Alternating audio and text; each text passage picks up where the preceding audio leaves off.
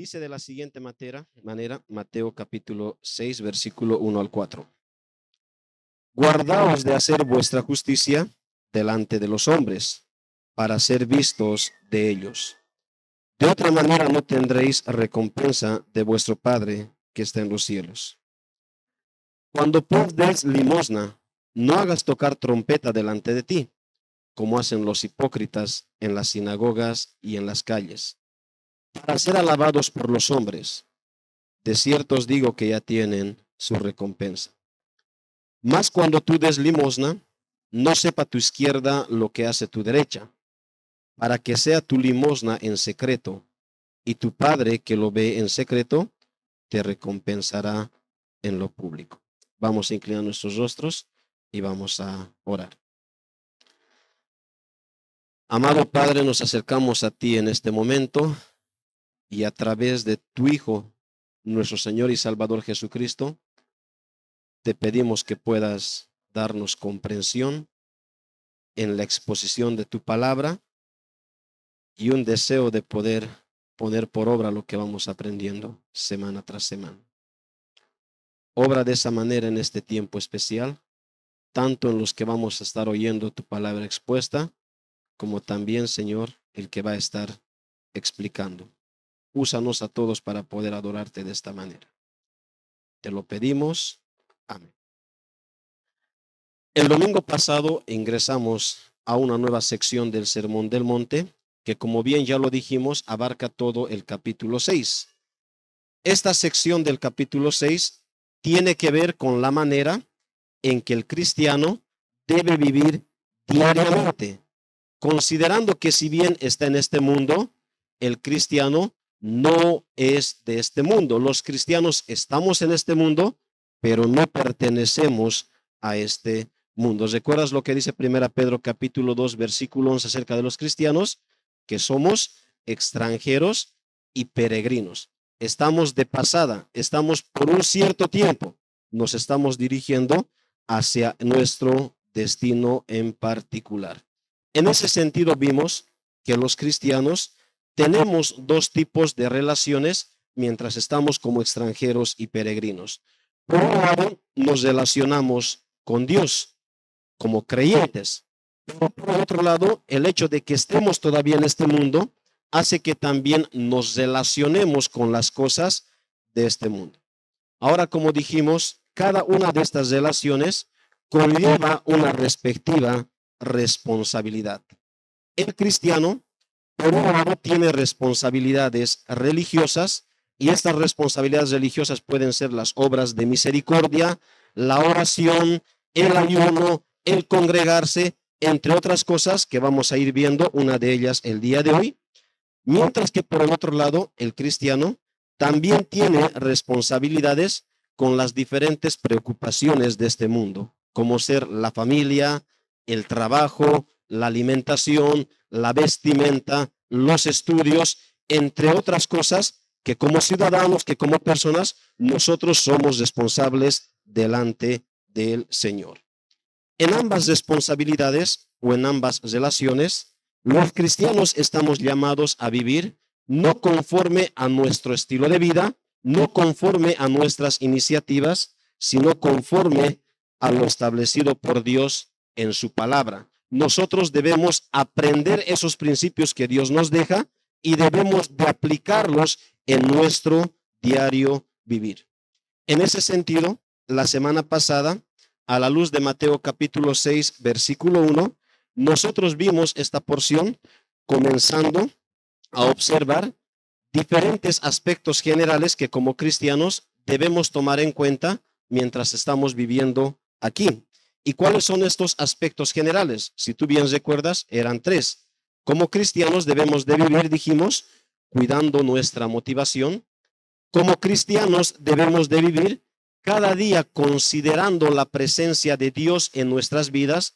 Dios constantemente nos está viendo, Dios constantemente está presente delante de nosotros. Y una tercera manera de poder vivir a diario es esperando la recompensa de Dios.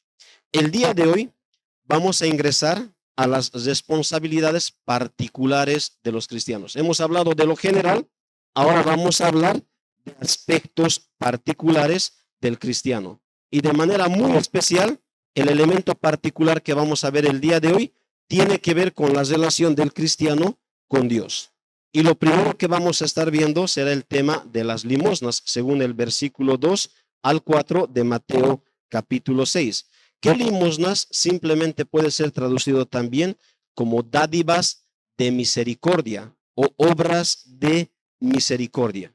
Y que básicamente, hermanos, eso tiene que ver con la generosidad puesta en práctica. ¿Qué es una dádiva? ¿Qué es una obra de misericordia? Es la generosidad, lo generoso que soy, pero puesto en la práctica. ¿Y qué es lo que vamos a ver al respecto? Según el Señor nos presenta en los versículos 2 al 4. Vamos a ver, hermanos, que hay dos formas de practicar la generosidad. Cristo nos muestra aquí dos formas de practicar la generosidad. Una de ellas es incorrecta, la otra es correcta. Una de ellas es falsa, la otra es verdadera. Una de ellas es la que debemos de evitar y la otra es la que debemos de procurar. Entonces, ¿qué hace el Señor? Nos va a hablar de la generosidad, pero nos va a hablar dos formas de practicarlas. Incorrecta, correcta. Falsa, verdadera. Debemos de evitar y la otra debemos de procurar. En ese sentido, hermanos, el sermón de esta mañana va a tener dos encabezados muy sencillos, que los que tienen seguramente el boletín ya pueden observarlo ahí. El primero va a ser, el primer encabezado, la práctica incorrecta de la generosidad. Y el segundo encabezado, la práctica correcta de la generosidad. Comencemos viendo una a una. En primer lugar dijimos la práctica incorrecta de la generosidad. Versículo 2 dice, cuando pues des limosna, no hagas tocar trompeta delante de ti, como hacen los hipócritas en las sinagogas y en las calles, para ser alabados por los hombres. De cierto os digo que ya tienen su recompensa. Recuerda, ¿qué es lo que hizo el Señor en el versículo 1? Él presentó principios generales. Ahora, ¿qué es lo que hace? Él agarra esos principios generales y pasa a aplicar a cosas particulares con respecto a la vida religiosa del creyente. Es decir, a cosas que tienen que ver con la relación que el creyente tiene con Dios. En ese sentido, comienza esta porción con el tema de la dádiva, con el tema de las limosnas, con el tema de las ofrendas de misericordia o las obras de misericordia. Por eso empieza diciendo, cuando pues des limosna. La palabra que se traduce como limosna, ya lo hemos dicho, vamos a volver a repetirlo, puede ser también traducido como misericordia. Son esas dos formas, incluso hay una tercera como dádiva. Misericordia, dádiva o también, como dijimos, limosna.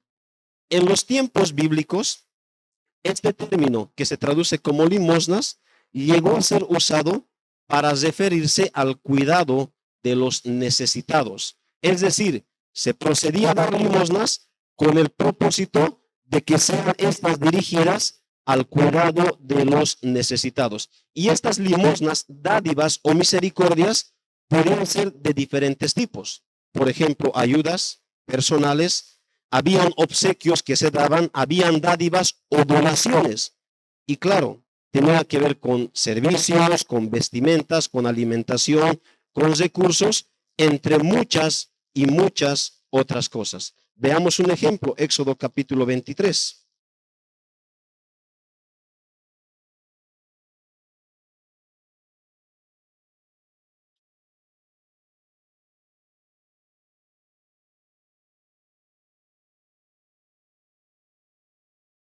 Dice el versículo 10. El Señor estableciendo o dando una ordenanza a su pueblo. Dice el versículo 10. 6 años sembrarás tu tierra y recogerás su cosecha. Mas el séptimo año la dejarás libre para que coman los pobres de tu pueblo. Y de lo que quedare comerán las bestias del campo. Así harás con tu viña y con tu olivar. ¿Qué tenía que hacer el pueblo? hacer trabajar 6 años, sacar sus propios beneficios y el séptimo año dejar para que los necesitados, para que los pobres también puedan beneficiarse de aquello que Dios les había bendecido. Entonces nosotros ya vemos en el Antiguo Testamento un cuidado especial de Dios para con aquellos que eran necesitados, para con los pobres. Entonces es de eso mismo que está hablando aquí el Señor en Mateo capítulo 6. En ese sentido, queridos hermanos, a lo largo de la historia bíblica, el cuidado de los necesitados llegó a ser una práctica común dentro del pueblo de Dios. No solamente Dios daba ordenanzas, sino que incluso Él ya había establecido ciertas normas con respecto a las actitudes que su pueblo debería de tener hacia aquellos que necesitaban. Dios había dicho, voy a establecer una norma, y Él lo había presentado para que su pueblo lo ponga en práctica. Veamos otro ejemplo, Deuteronomio capítulo 15.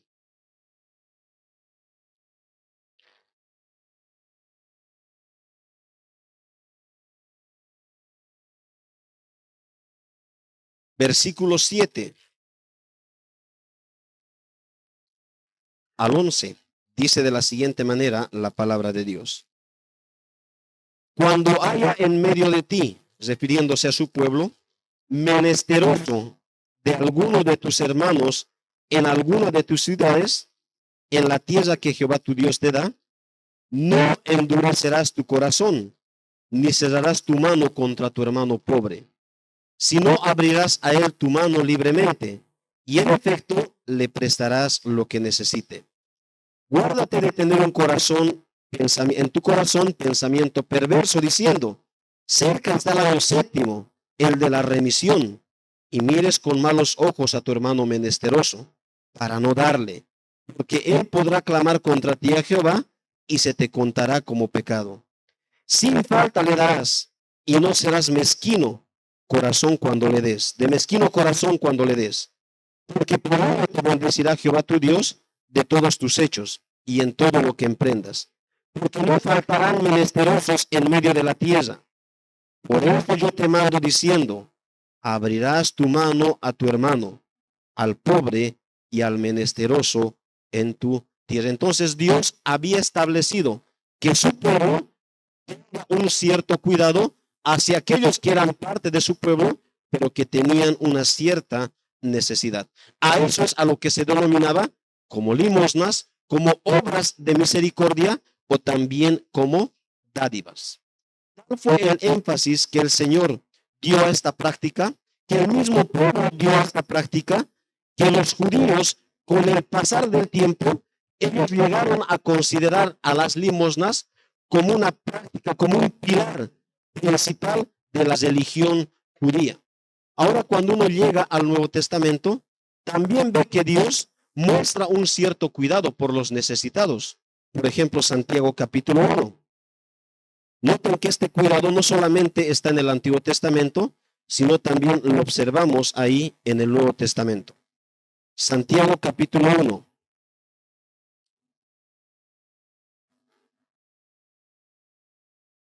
El versículo 27. ¿Cuál es el contexto de Santiago? Cristianos muriendo a causa de la persecución, otros siendo botados de sus hogares, siendo expulsados de su trabajo a causa de su fe. Entonces, una iglesia sufriendo diferentes tipos de tribulaciones. ¿Qué dice aquí Santiago capítulo 1, versículo 27?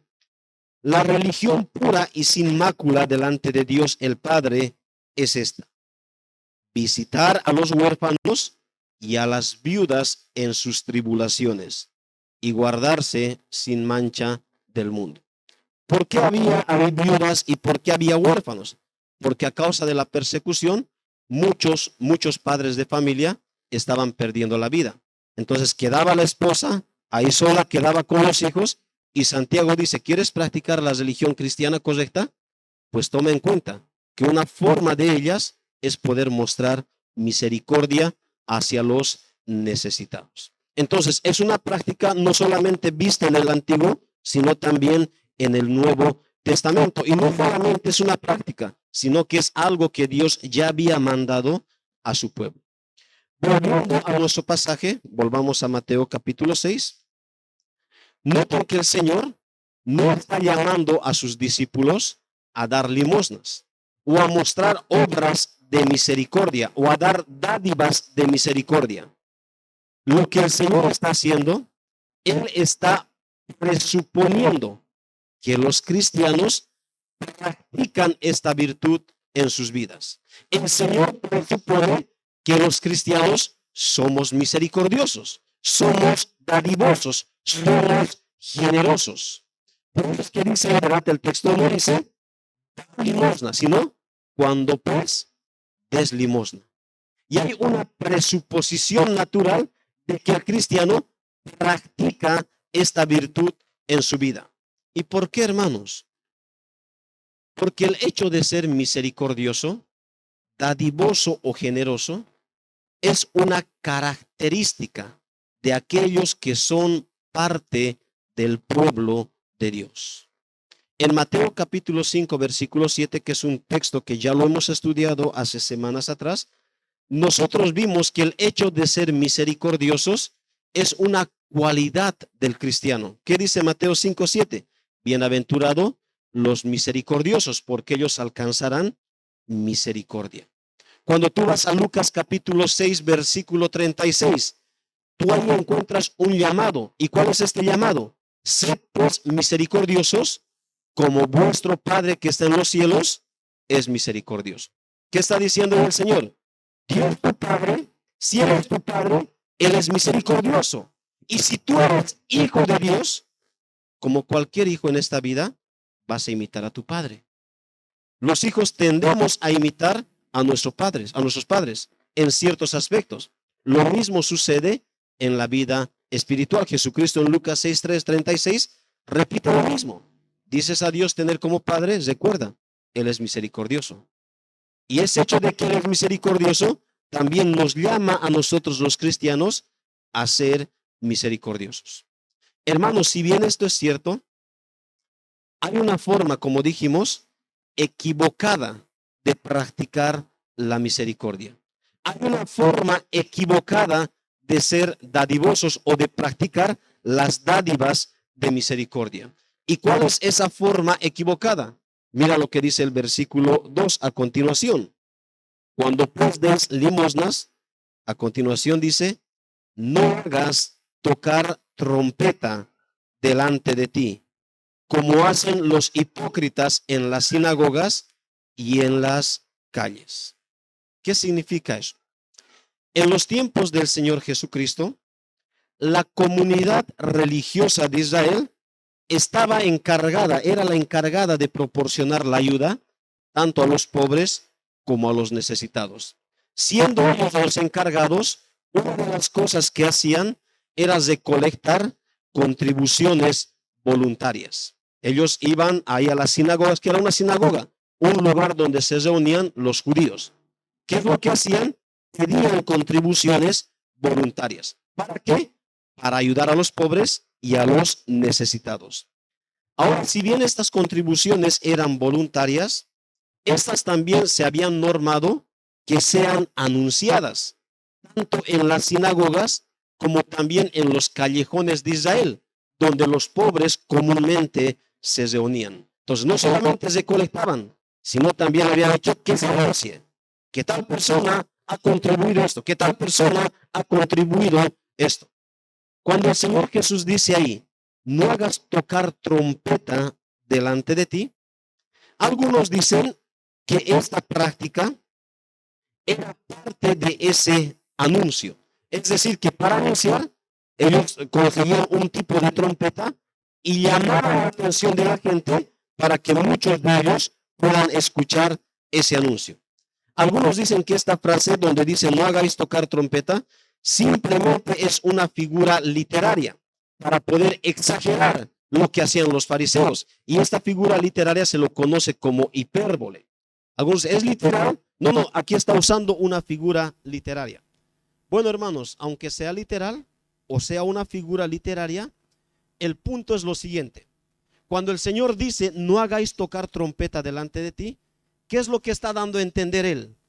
Que los fariseos, a quienes el Señor llama aquí como hipócritas. Ellos hacían todo lo que estaba a su alcance para que sus donativos, para que aquello que ellos daban, sean publicados, sean anunciados, sean conocidos por otros.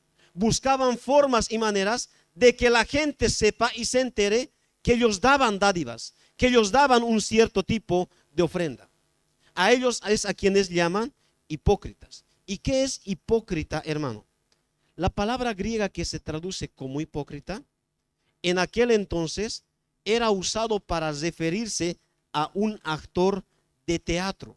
¿Y cómo era un actor de teatro? Pues un actor de teatro tenía una serie de máscaras ahí en su mesón. Imagínate 10 máscaras. Entonces había 10 escenas y este mismo actor se ponía una máscara para la primera escena. Para la siguiente escena tenía que actuar de otro personaje, se quitaba la primera máscara, se ponía una segunda máscara y así sucesivamente. Para el hipócrita, la vida consiste en una variedad de escenarios, donde cada escenario es un momento muy oportuno para poder vivir o para poder actuar de diferente manera. Un hipócrita ve su hogar, por ejemplo, como un escenario. Ve el lugar de estudio o el lugar de trabajo como otro escenario. Ve la iglesia como un tercer escenario. Cuando él está solo, ese es otro escenario donde también él va a actuar de diferente manera. En el momento de practicar algún deporte, es otro escenario. Entonces, un hipócrita vive o actúa de diferente manera según el escenario que le toque participar. Cuando el Señor llama hipócrita a los fariseos, lo que él está diciendo es que el hecho de dar dádivas, el hecho de poder ofrendar, el hecho de poder ayudar a los necesitados, para los fariseos simplemente esa circunstancia era una oportunidad para actuar. Era un escenario más dentro de su vida. Oportunidad para que ellos puedan aparentar lo que realmente no eran.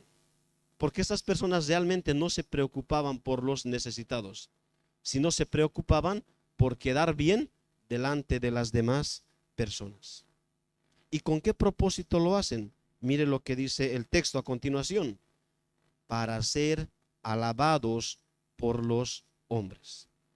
Estas personas daban sus donativos y buscaban que sus donativos sean anunciados para que ellos sean vistos como dadivosos, para que sean vistos como personas preocupadas por la necesidad de otros. La preocupación de los fariseos, de los hipócritas, en última instancia no eran los necesitados, sino que la preocupación eran ellos mismos. Ellos, al dar, lo que básicamente estaban buscando era recibir. Y era recibir la alabanza, la admiración de otros. ¿En qué consiste el espíritu de la hipocresía? Hermanos, consiste en hacer las cosas correctas por motivaciones o por razones incorrectas. Puedes hacer algo correcto, pero si a ese hacer algo correcto no le acompaña una razón correcta, tú puedes caer en hipocresía. Y en eso habían caído los fariseos. Hermanos, noten que el Señor no está condenando aquí el hecho de dar. Él no está prohibiendo, no está diciendo el hecho de dar, de ser dadivosos, de ser generosos. Eso es malísimo. El Señor no está condenando aquello. Tampoco Él está condenando el hecho de dar en público. No, este texto no está condenando el hecho de poder ofrendar algo en público. Lo que el Señor está condenando aquí, siguiendo el versículo 1, es la motivación. Es la motivación. Lo que el Señor está condenando es la razón, el motivo por el cual alguien pueda dar una dádiva de forma pública. No el hecho en sí, sino la razón de ello. Los fariseos daban dádivas públicas porque en el fondo de su corazón ellos anhelaban ser alabados. Ellos anhelaban ser admirados. Ellos anhelaban que otras personas hablen bien de ellos. ¿Cuál es el resultado de dicha actitud? ¿Qué es lo que dice el Señor al final? Mira lo que termina diciendo. De cierto os digo que ya tienen su recompensa. Y la idea aquí de la palabrita recompensa denota la idea de pagar de forma completa por un respectivo servicio o trabajo. Como cuando alguien trabaja durante todo el mes y a fin de mes o a principios de mes se le paga de manera plena todo ese tiempo de trabajado. Esa es la idea de esta palabrita, recompensa. ¿Qué está diciendo? Los fariseos, los hipócritas, buscaban ser alabados por ellos y bueno, ¿qué ha hecho la gente? La gente lo ha cumplido. Lo que la gente hizo básicamente fue hacer lo que ellos buscaban. La gente les ha pagado, les ha dado su mayor recompensa, pues ellos ya no necesitan esperar otra recompensa, pues lo que buscaban es lo que ellos simplemente recibieron. Y eso es el hecho de ser agradable delante de las personas. Hermanos, he ahí la práctica incorrecta de la generosidad. Práctica que, como dijimos a inicio, se nos llama a evitar. Práctica que se nos llama a no imitar. ¿Dónde está el problema? El problema no está en el hecho. El problema está en la motivación. ¿Cuál es el corazón de este problema? No es el acto de dar, no es la cantidad. El problema es el por qué. ¿Te acuerdas de esa preguntita? No solamente debemos examinar qué es lo que hacemos, sino y más aún debemos de examinar por qué lo hacemos. Y es en eso que erraban estos personajes a quienes el Señor cita en este versículo. En segundo lugar, la práctica correcta de la generosidad. Nos ha mostrado qué es lo que no debemos de imitar como cristianos, qué es lo que no debemos de practicar al hacer nosotros generosos o misericordiosos. Ahora el Señor va a pasar a mostrar cuál es la correcta forma de llevar a cabo esta responsabilidad. Versículo 3 y 4. Mas cuando tú des limosna, no sepa tu izquierda lo que hace tu derecha, para que sea tu limosna en secreto, y tu Padre que ve en lo secreto te recompensará en público. Nota, hermano, que la práctica correcta de la generosidad es totalmente opuesta a lo que practicaban los fariseos. La generosidad incorrecta dijimos que es una generosidad farisaica, mientras que la generosidad correcta es una generosidad cristiana. La generosidad incorrecta es hipócrita, mientras que la generosidad correcta es sincera, es consecuente. La generosidad incorrecta espera una recompensa temporal, ser alabado por otras personas, mientras que la generosidad correcta espera una recompensa eterna y duradera.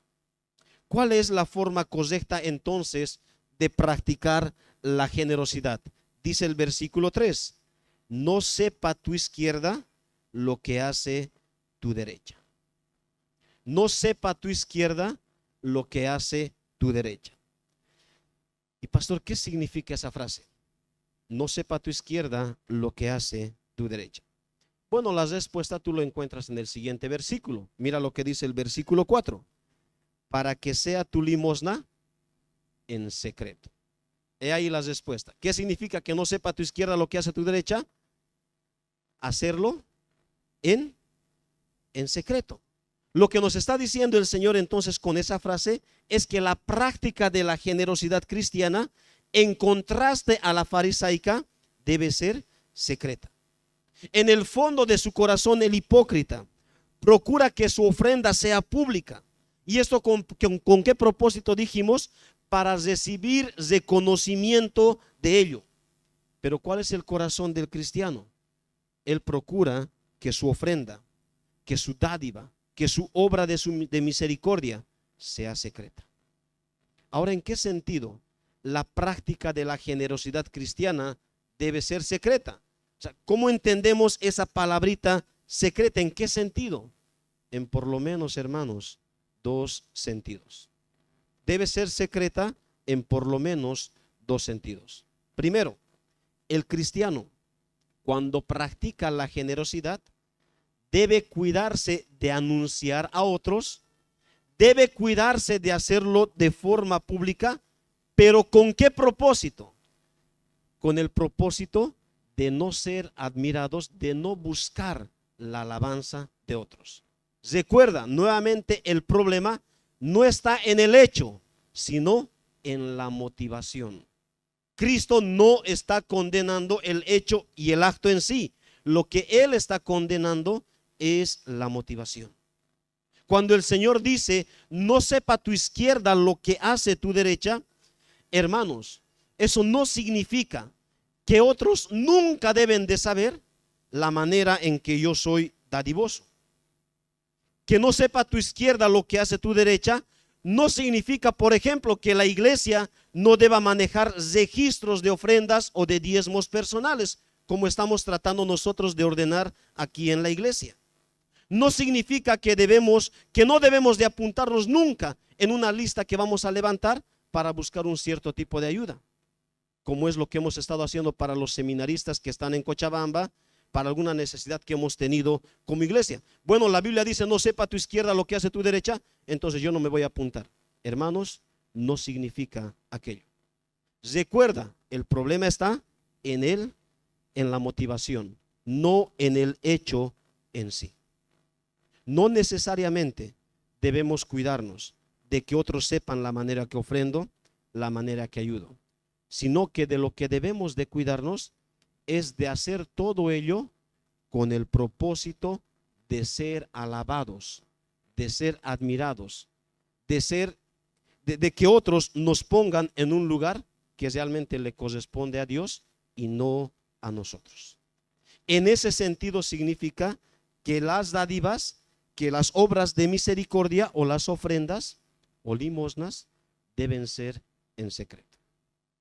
En segundo lugar, el hecho de que la dádiva cristiana debe ser en secreto significa que el cristiano también debe cuidarse de anunciarse a sí mismo. Y esto es algo muy interesante, hermanos. No solamente vamos a cuidarnos de buscar ser el centro de atención en medio de otras personas, sino también de anunciarnos a nosotros mismos. Note, hermano, lo que significa esto. Dice que no sepa tu izquierda lo que hace tu derecha. Aquí tienes tú tanto la mano izquierda como la mano derecha y tú estás consciente que ambas son necesarias para cualquier cosa. Ambas están juntas en todo momento. No es que tú viniste hoy y te viniste solamente con la mano derecha y dejaste la izquierda en la casa. Hermano, no es así.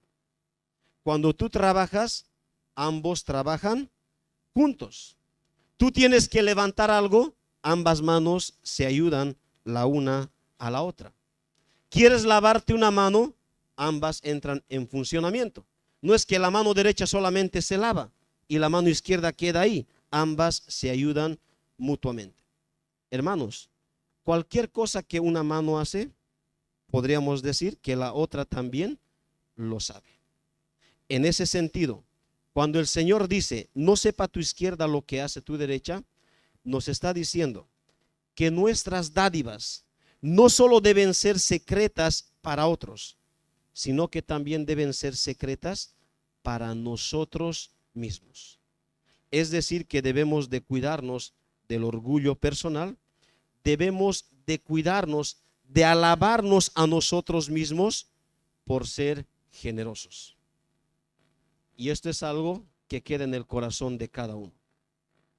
Uno puede dar con un buen corazón, pero poco a poco puede empezar a crearse en su corazón un tipo de orgullo, viendo a otros que él quizás dio en comparación de cantidad mucho más que otras personas.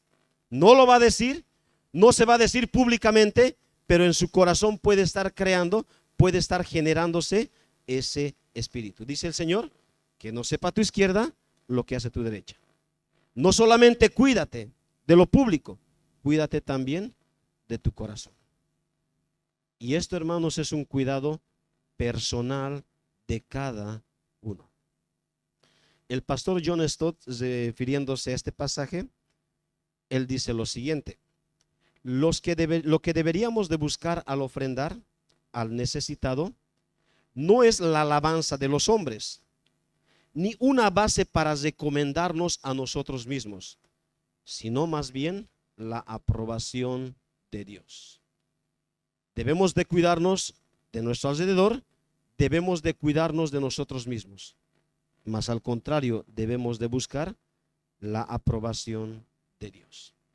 He ahí, hermanos, la manera en que debe ser practicada la generosidad cristiana. Si bien esa es la forma correcta de practicar la generosidad cristiana, el hecho de poder cuidar nuestras vidas, ¿cuál es la fuente de dicha práctica? ¿De dónde proviene realmente la generosidad cristiana? En 2 Corintios capítulo 8 nosotros encontramos la respuesta a esta pregunta. 2 Corintios capítulo 8. ¿Cuál es la fuente de un corazón generoso? Dice el versículo 1 y 2.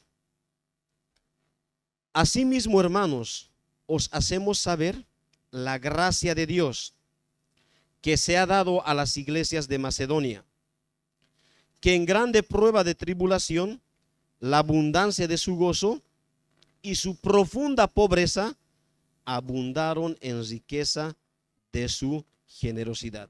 La gracia de Dios que se ha dado a las iglesias. ¿Cuál es la fuente de la generosidad? Es la gracia de Dios. Hermanos, en última instancia, el que un corazón sea generoso simplemente es una manifestación de la obra de la gracia de Dios en nuestras vidas. ¿Cuál es la actitud de la generosidad cristiana? Déjalo ahí en 2 Corintios. Mira lo que dice el versículo 3 y 4 del capítulo 8, hablando de la actitud de un corazón generoso.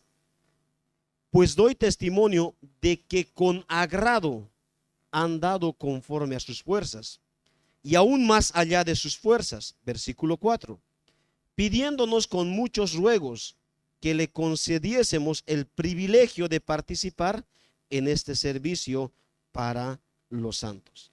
El ser generosos para esta iglesia no era una carga, sino para ellos era un privilegio. Y siendo un privilegio, el apóstol Pablo dice, dando testimonio, ellos lo hicieron con gozo, ellos lo hicieron con agrado, ellos incluso rogaron para que se les permitiese poder participar de esta generosidad. Y cuando uno ve el contexto de 2 Corintios, uno puede ver que los hermanos de la iglesia de Macedonia estaban en una extrema necesidad, pero a pesar de ellos vieron esta práctica como un privilegio para sus vidas. ¿Y cuál es el secreto de la generosidad cristiana? Versículo 5, ¿qué es lo que dice? Y no como lo esperábamos, sino que a sí mismos se dieron primeramente al Señor y luego a nosotros por la voluntad de Dios. Primeramente, ¿a quién? Al Señor. Y luego fue que se dieron, dice, a nosotros. Hermanos, cuando una persona no tiene un espíritu generoso, un espíritu dadivoso, el problema no es un problema externo, sino es un problema interno. El problema no son las circunstancias, sino un corazón que no ha sido dado primeramente al Señor. Alguien dijo que la generosidad cristiana es como una especie de instrumento divino, cuyo propósito es medir el estado espiritual de una persona. Y la idea no es que este instrumento sirva para que Dios conozca nuestro estado espiritual, Él lo conoce, sino que este instrumento de la generosidad cristiana es para que nosotros mismos conozcamos el estado de nuestra condición espiritual, para que nosotros nos examinemos y volvamos en arrepentimiento nuevamente al Señor. He ahí, mis hermanos, la generosidad cristiana. ¿Y cuál es el resultado de practicar? ¿En qué resulta, en qué concluye el hecho de practicar la generosidad cristiana? Volvemos a Mateo capítulo 6 y la última frase del versículo 4 dice de la siguiente manera: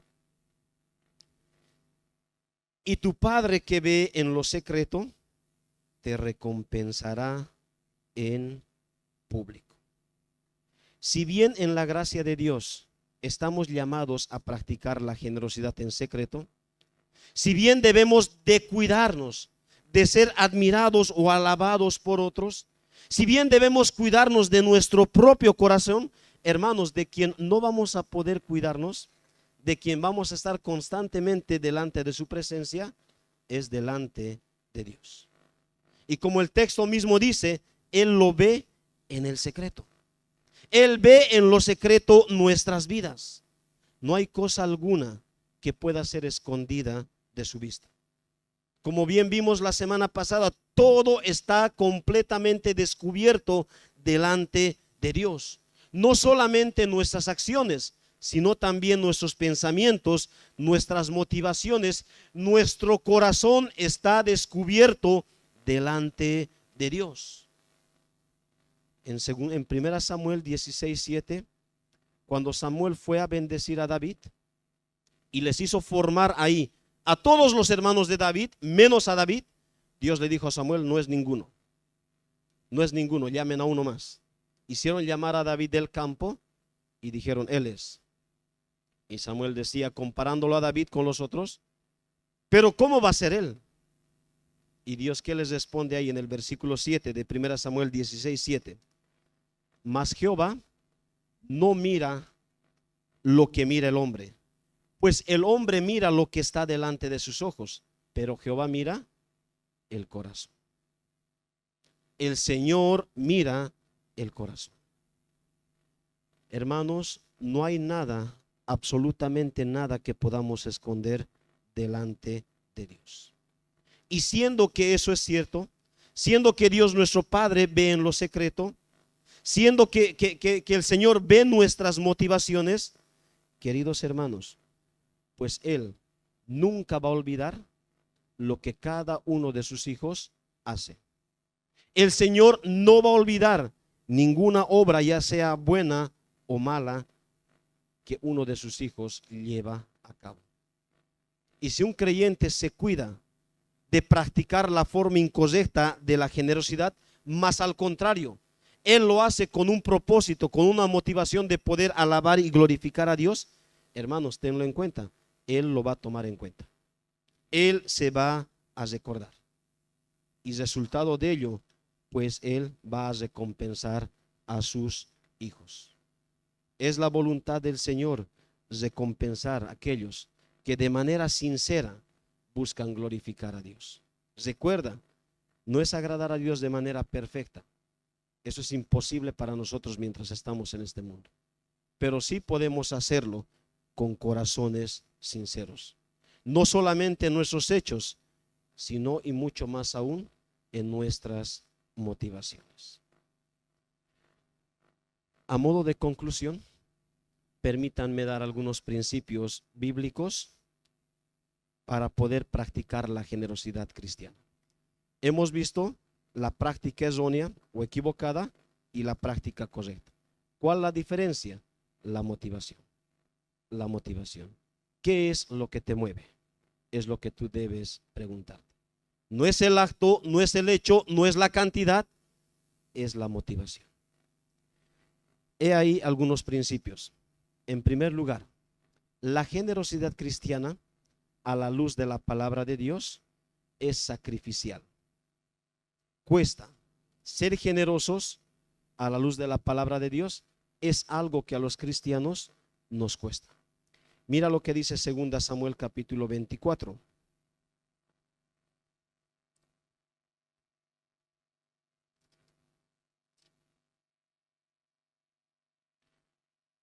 El versículo 24.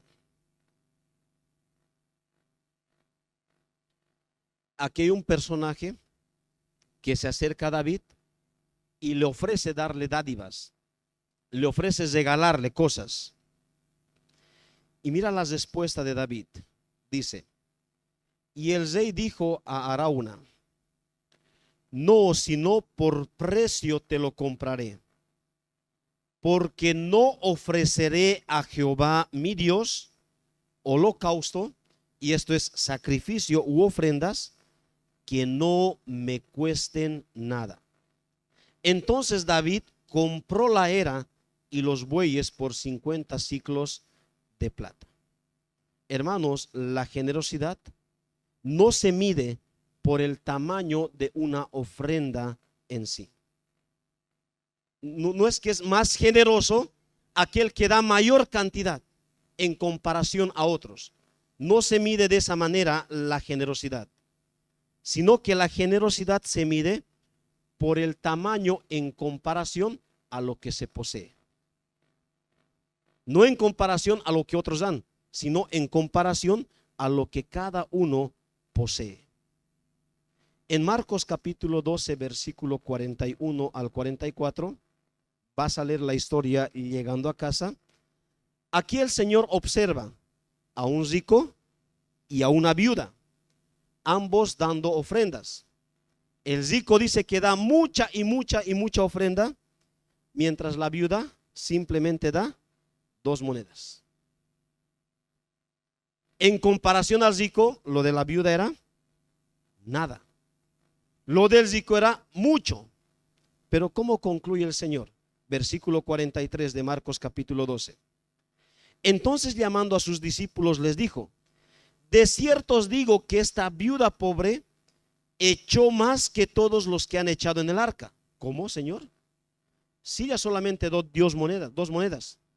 Pero el rico dio mucho más que 2 monedas. ¿Cómo tú puedes decir que la viuda echó mucho más que los ricos? Versículo 44. Porque todos han echado de lo que les sobra, pero esta, refiriéndose a la viuda, de su pobreza echó todo lo que tenía, todo su sustento. La generosidad cristiana, como dijimos, no se mide por el tamaño de la ofrenda en sí, sino por el tamaño en comparación a lo que cada uno posee. La generosidad cristiana, a la luz de la palabra, cuesta, es sacrificio, es sacrificial. Segundo principio, la generosidad cristiana no depende de cuánto una persona tiene. Uno de los problemas, hermanos, cuando se habla de generosidad, y esta semana mientras se iba preparando esto, hay un temor porque hay una tendencia que muchos hemos salido de iglesias donde hemos sido abusados y se nos empezaba a pedir y se nos empezaba a maltratar, a buscar diferentes intenciones y motivaciones para que uno pueda dar y dar y dar. Las famosas iglesias de la prosperidad. Pero si el texto habla de este tema, pues hermanos, corresponde que nosotros también podamos hablar. Uno no necesita tener en abundancia para ser generoso. La generosidad cristiana no es asunto de cuánto dinero tengo, sino de cuánto amor y preocupación hay en mi corazón por otros. Un amor y una preocupación que es el resultado de haber experimentado el amor de Dios en Cristo. Hermanos, la generosidad cristiana no depende de cuánto tienes. Bueno, yo no voy a ser generoso porque no tengo en abundancia. Voy a esperar que el Señor me bendiga y después voy a ser generoso. Es muchas veces el pensamiento que llegamos a tener. Pero mira lo que dice Lucas capítulo 16, el versículo 10. Lucas 16, el versículo 10.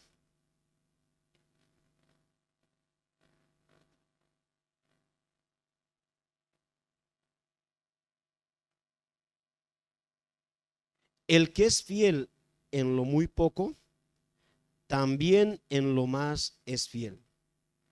Y el que en lo muy poco es injusto, también en lo más es injusto. Uno que es generoso en lo poco va a ser generoso en lo mucho. Uno que no es generoso en lo poco, hermanos, no va a ser generoso en lo mucho. El punto nuevamente, según este principio, según este pasaje, no depende de cuánto uno tiene. No depende de ello, hermanos, sino de aquello que el Señor ha puesto en nuestros corazones. Tercer y último principio. La generosidad cristiana es un asunto voluntario y personal. Es voluntario y personal. A la luz de la palabra, nadie está obligado a ser generoso. Esto es personal de cada uno. Como bien dijimos, algunas iglesias de tendencia de la prosperidad han entrado en un punto donde han llegado a los feligreses obligarles de una u otra forma. Pero hermanos, a la luz de la palabra de Dios, eso no es correcto. Este es un asunto voluntario, es un asunto personal. Segunda Corintios capítulo 9. Mira lo que dice ahí la palabra de Dios. Segunda Corintios 9:7. Cada uno dé como propuso en su corazón, no con tristeza ni por necesidad, porque Dios ama al dador alegre. No debe ser una carga, sino un privilegio. Uno no debe dar para recibir algo a cambio, no por necesidad. Y esa es la palabra mágica, ¿verdad?, de esas iglesias de la prosperidad. Siembra para después vas a cosechar. Aquí dice no por necesidad, sino con corazones alegres, con corazones gozosos. Un capítulo más antes, 2 Corintios 8, 3 y 4, hablando de ese tema, dice el Señor: pues doy testimonio de que con agrado han dado conforme a sus fuerzas, y aún más allá de sus fuerzas, pidiendo con muchos ruegos que les concediésemos el privilegio de participar en este servicio para los santos. Como inicio dijimos, el contexto de este pasaje es muy interesante. Los hermanos de Macedonia estaban en sumo aprieto. Ellos estaban en grandes necesidades. Pero cuando llegó el tiempo de poder participar de este privilegio, ellos rogaron al apóstol Pablo y le dijeron: danos la oportunidad de ser partícipes de este privilegio. Por supuesto que Pablo seguro les dijo: pero hermanos de Macedonia, ustedes están en grande necesidad. No van a poder dar, ustedes necesitan.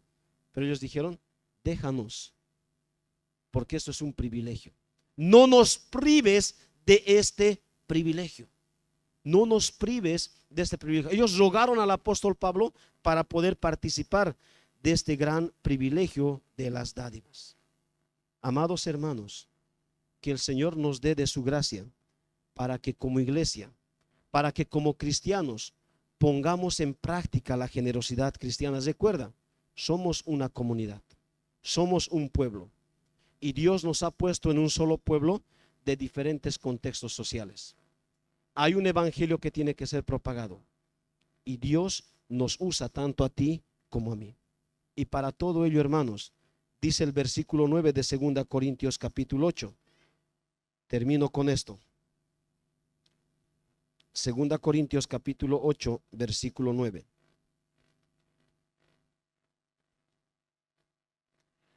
Porque ya conocéis la gracia de nuestro Señor Jesucristo, que por amor a vosotros se hizo pobre siendo rico, para que vosotros con su pobreza fueses enriquecidos. ¿Qué debe motivar el corazón del cristiano? Para todas las áreas. ¿Cuál debe ser ese motor que le va a ir dando fuerza vez tras vez? No solamente para un aspecto, sino para cada aspecto de su vida, incluyendo las dádivas. El amor que Jesucristo ha mostrado por nuestras vidas. Lo que el Señor ha hecho por ti, lo que el Señor ha hecho por mí, es lo que debe movernos a vivir para la gloria de Dios. Y todo eso, hermanos, con gozo, entendiendo que Dios en Cristo ha dado su vida en favor de nuestras vidas. Que Dios bendiga su palabra. Vamos a orar. Padre, gracias por esta oportunidad. Gracias porque en las diferentes áreas de nuestras vidas vemos, Señor, que hay una preocupación tuya sobre nuestras vidas. No dejas, Señor, cabos sueltos. sino que nos vas enseñando vez tras vez. Y qué bueno, Padre, porque si nosotros quisiéramos tomar nuestras propias iniciativas, en muchas de ellas, si bien no serían todas, pecaríamos en contra de ti. Gracias porque aún a través de tu pueblo, tú vas sustentando, Señor, al necesitado. Aún a través, Señor, de tu pueblo, tú vas extendiendo tu reino. Pues, Padre, te pedimos que puedas usarnos y así tu nombre pueda ser extendido, Señor, no solamente a través de tu evangelio verbal, sino también de vidas transformadas.